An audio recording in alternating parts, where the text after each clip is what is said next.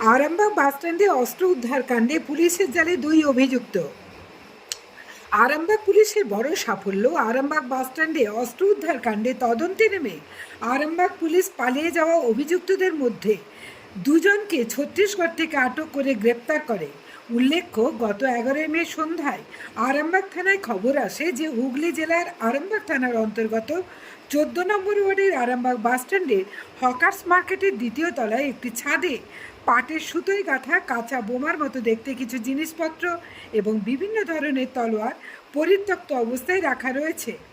আরামবাগ থানার কর্মকর্তারা ঘটনাস্থলে পৌঁছালে সেখানে 3টি প্লাস্টিকের জারে মোট 9টি গোলাকার বস্তু পড়ে থাকতে দেখা যায়, যেগুলিকে সক্রিয় পাটের সুতোয় গাঁথা কাঁচা বোমা বলে সন্দেহ করা হয়েছিল।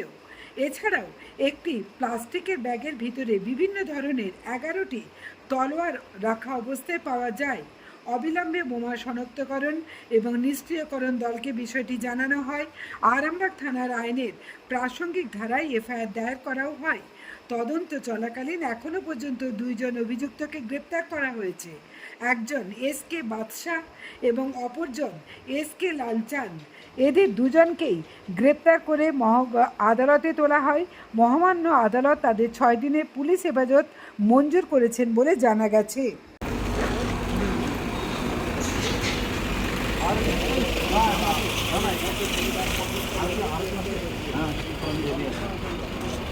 জ্যোতিষ জগতে অদ্বিতীয় ডক্টর অঞ্জন শাস্ত্রী আপনার উজ্জ্বল ভবিষ্যতের একমাত্র দিশারি। Call for booking 7477886099 or log in www.anjanshastri.com। Download করুন আমাদের exclusive mobile app astro Anjan.